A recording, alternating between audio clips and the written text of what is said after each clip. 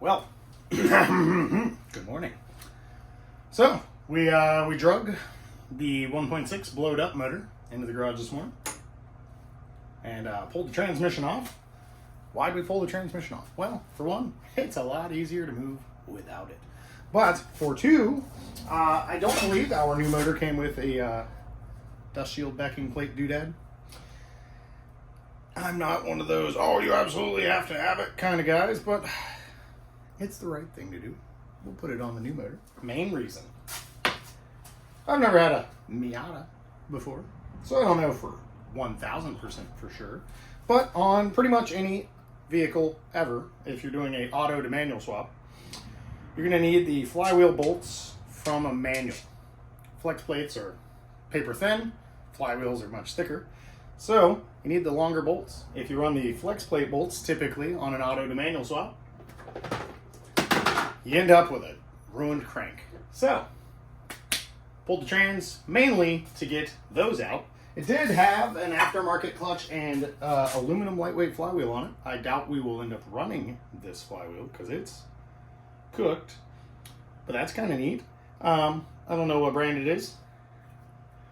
I don't know that we had hardware for our clutch and flywheel that came with the new motor. So, flywheel pressure plate bolts, we'll need those. The starter, oil pack, throttle body. I've done no research, but I now know there is an adapter to run the 1.6 throttle body on the 1.8 intake manifolds. Simultaneously with the throttle body, we went ahead and pulled the intake manifold off, not because I want to run this manifold on the 1.8. I think you can, but I don't actually know. But because with all the clutter and curmudgeon, plant life, that was built up in here, I could not take the intake manifold apart enough to get the injectors and fuel rail out. So we got the whole doodad off. Yes, the next step would be to go get that other motor off the trailer. That was probably a foolish place to put it. There's a whole garage here. Yeah, and bring that in here and see if we can start attaching some of these other bits and pieces to that motor. So, yesterday, I was out on the other side of town. I was able to meet up with my buddy Miguel. And he was so kind as to hook me up with a 1.8 fuel rail, as well as injectors. They kind of look the same, so should be definitely in the clear on injectors.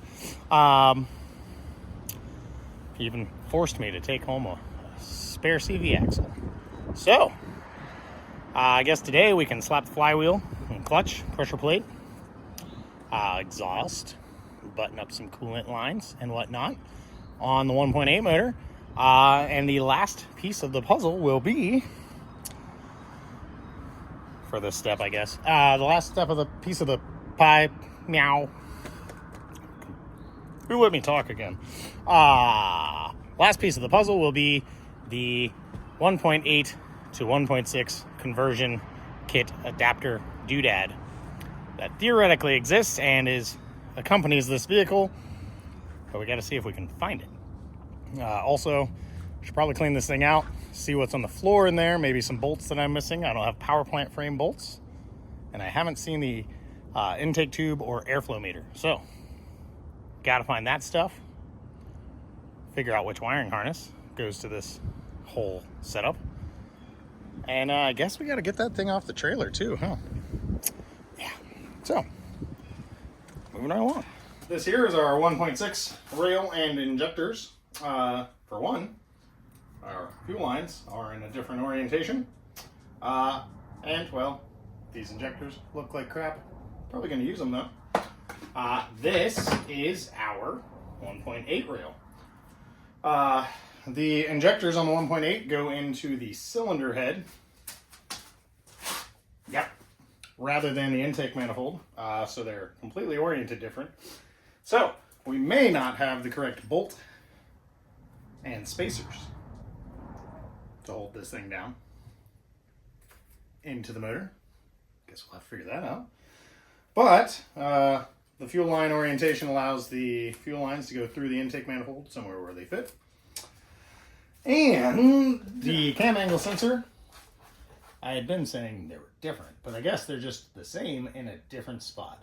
The 1.8 does not have a cam angle sensor on the back of the motor. It uses just a block-off plate here. And I noticed there's a trigger wheel crank position sensor on the front of the motor, so that may be where they pick it up on these, but also, you know, maybe somewhere up front. But you pop this blanking plate out of the back of the head, and you're able to slide this bad boy in there. I don't know if it can be 180 out. I guess it can or cannot. We'll find out. But the cam angle sensor from the 1.6 goes in. Now, the reason it's different on 1.6 and 1.8 is that on the 1.6, it goes on the intake cam, and on 1.8 it goes on the exhaust cam. So the wiring has to be extended to go here, and then the coil pack is going to have to mount somewhere differenter. EGR plates. So the 1.6 ECU is not going to have provisions to run EGR on the 1.8, so we need to block off the EGR ports on the cylinder head for the 1.8 as well. Pro tip, not really, I'm not a pro. So, fun fact, your O-rings on your injectors, they're very prone to getting snagged and pinched and torn and leaking.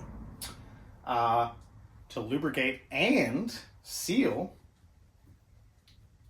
chappy lips, you got some Vaseline laying around? Lube up your O-rings with Vaseline. It'll help them slide in smoothly, but also gas can't get past this stuff. It just can't. So, helps in your sealing as well. And your O-rings won't get chapped. So, I'm thinking this is an NB motor, and maybe this is an NA 1.8 fuel rail. And maybe the NBs had these flappy doos, and the NAs don't. But this is definitely also not the correct fuel rail. So, our fuel line orientation is going to be a little funky.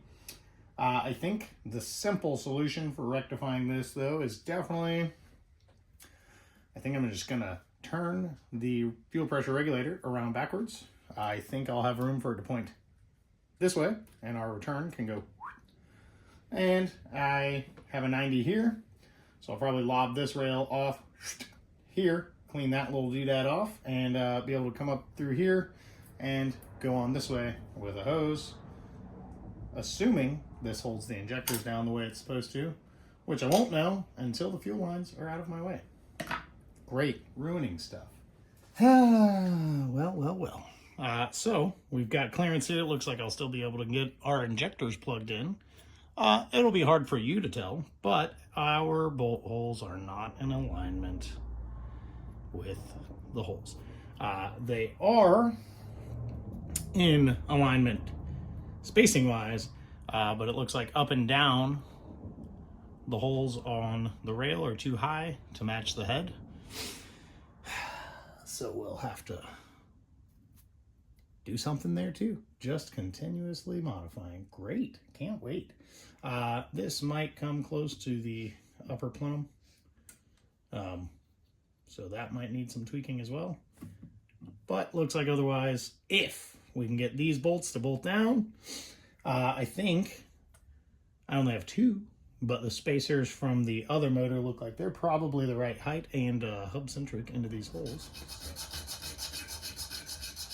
Machinist. This should go without saying, but this is the internet, so I'm gonna say it. It's probably not wise to modify the fuel rail, especially on something so readily available. You know, just get the right one. But, you know, that's not my MO. My MO is definitely ruin it until it works and spend $0. So that's what we're doing. Now we have to make a third spacer for our rail. The spacers that I have come out to 4.7 mil. That is for the NA. The NB ones actually might be different, but we're slowly taking MMs off of this little metal spacer I have. Get her down to 4.7 mil. And then the simple task of bolting the fuel rail on should be dealt with. Should be. machinist. Always moving backwards. So, in my, gazing upon this disaster I have here, I noticed that our NA 1.6 ECU coolant temperature sensor is different than our NB 1.8 coolant temperature sensor, quite obviously. So, first, I just swapped the sensor, and I said, haha, easy. It will go right into the 1.8 rear housing because, well, they're identical. They're not. The 1.8 has this tab for mounting your EGR tube, but otherwise, they're identical. But I realized that my single prong, which is usually your gauge cluster sensor, no longer had a provision. But on the 1.6, it actually comes in from the side here into the cylinder head, not into this plate. So I pulled the plates for no reason. Now I have to reseal those. Swell. Now, you can ride along with me while I see if this works.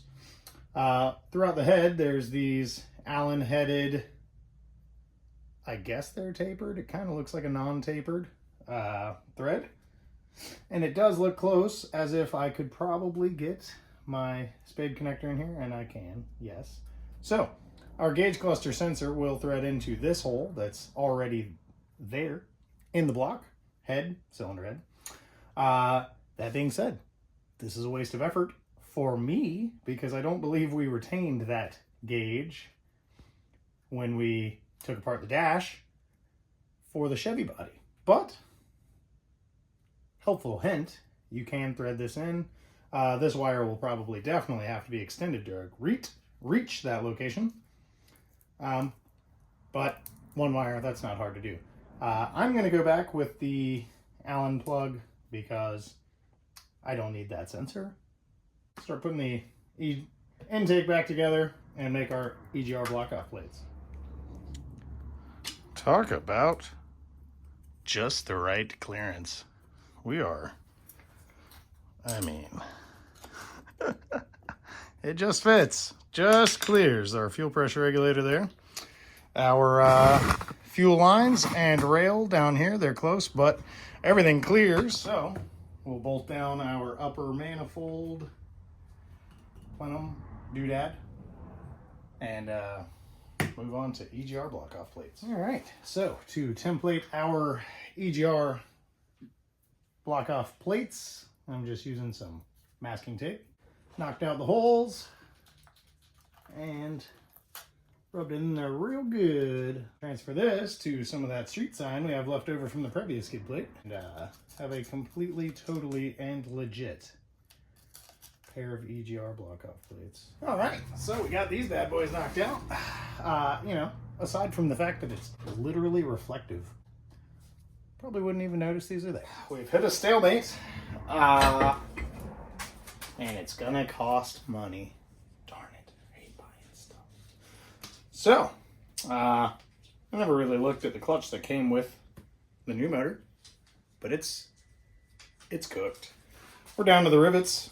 It's a 6-puck unsprung, which is fine if you like driving a car. I do. However, this, more importantly, the pressure plate is gone. So we're going to have to drop those off.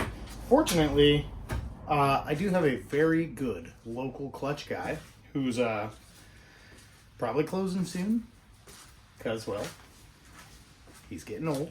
But we'll drop this off. If you're in the Atlanta, Georgia area, Clutch Specialties, killer. They'll build you a clutch, day or two, very quick turnaround, and get it back to you.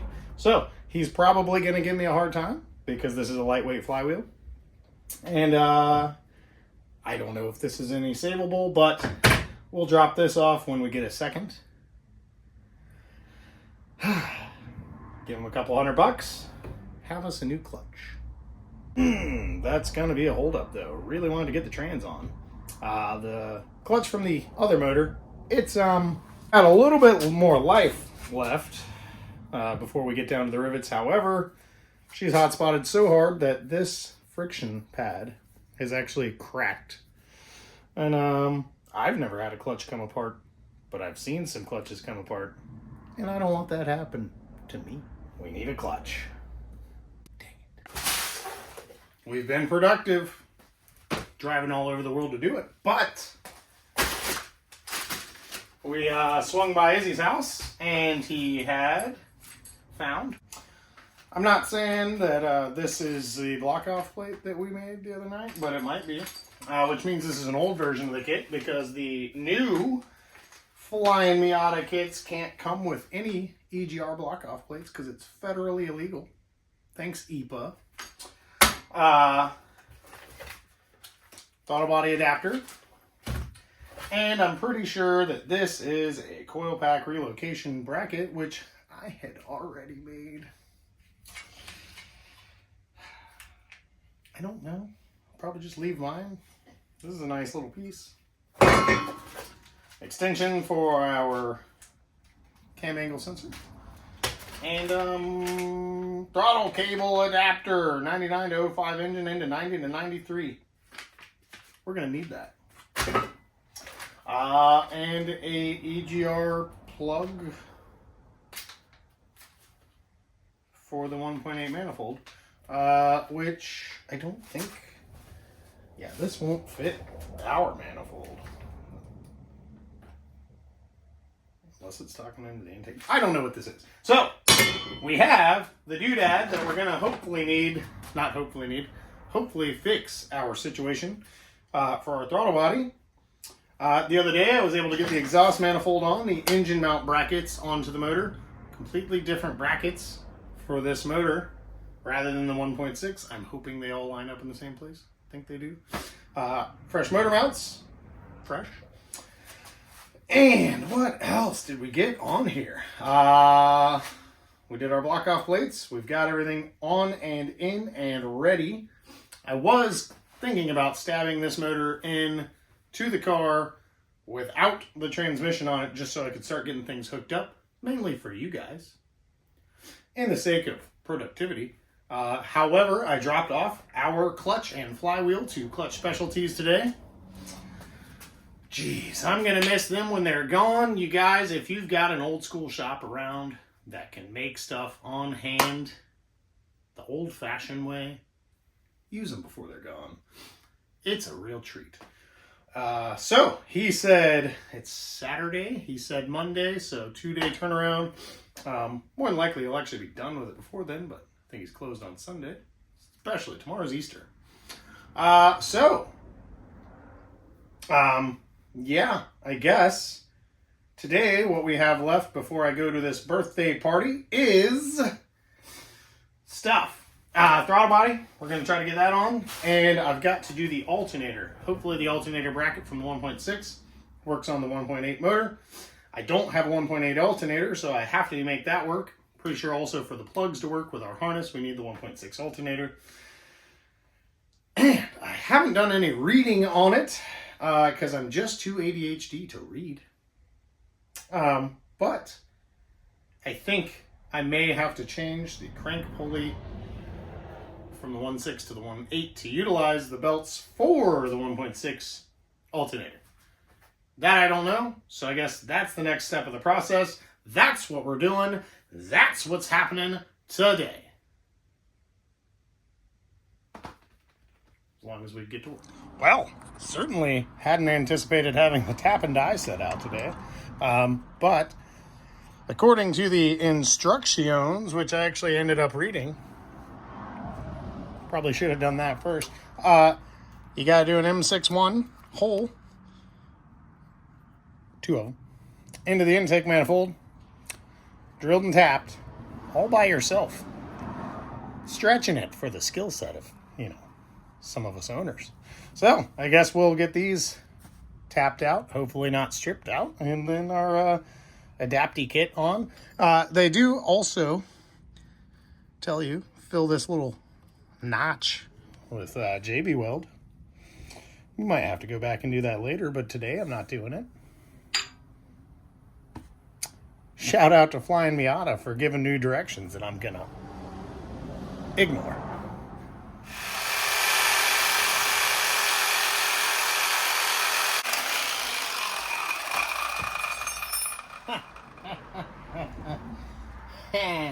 You don't have to cut your engine to do your swap. What are you even doing, you know? Well, being optimistic here. Seems like maybe I cut enough off.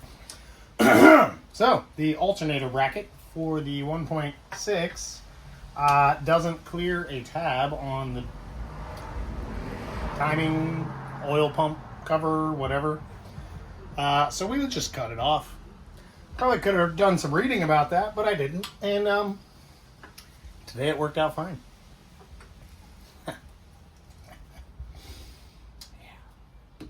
Got our Flying Miata adapty clip on there. So that's cool. And now that I'm looking at it, this alternator probably won't work. But the reason we're switching to the 1.6 pulley is, well, they're V-belts. Simple. Pulleys. So, the 1.6 motor uses a V-belt drive, and the 1.8 later motors are a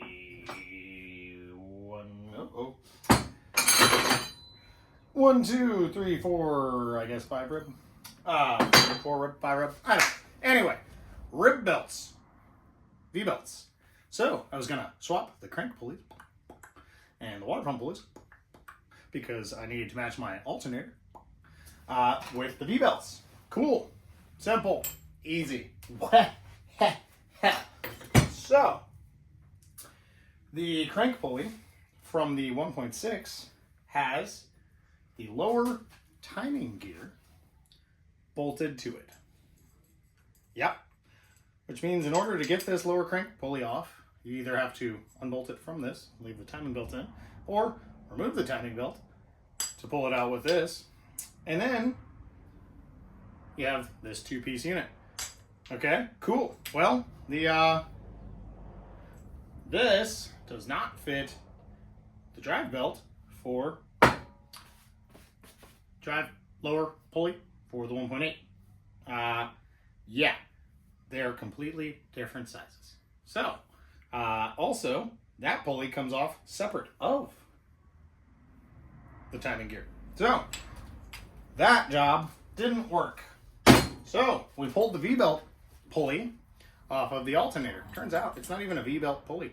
It's 2 little half pulleys bolted together, so it uses a V-belt. Weird. Anywho, pulled that off. No problem. We'll just find another alternator pulley. So, utilizing the Rock Auto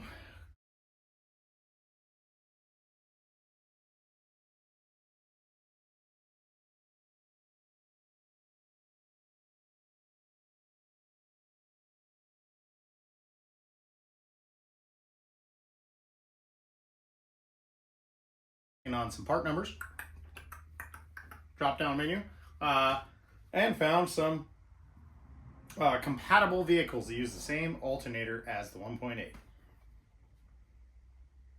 None of those are at my local pull apart. So we went and we just kind of blindly guessed. Not really. We did some measurements. We did a measurement on the inside of this and came up with 0.66 millimeters. Found our 99 Protege pulley, measured out to the 9.66, and should utilize the same belt. However, if we look at this, it's just 2 basically washers. There's no flange, no lip, no step. Okay, our new pulley has a step. This could be a problem. So right now we're going purely off of blind optimism, but I did just find out that this has a little doodad on it that we could possibly extract. And if we did that, could we in fact run this pulley from a different vehicle. That's not the pulley rubbing, that's actually just a crunchy alternator, because crunchy. Looks like that'll work. If it won't, there's a high likelihood that alternator also is not going to work. And in which case, I think if we just get a NA Miata 1.8 alternator, all will be fixed. Yeah. So, I think we're going to wrap it up here. Next step will be getting our clutch back from Specialties, getting the trans on, everything bolted together, and for the most part, our engine is ready to be swapped in for our 1.6 to 1.8 swap. So, next time we'll see if we can't get this thing in the car. Maybe button up some of the little bits and pieces, see what happens.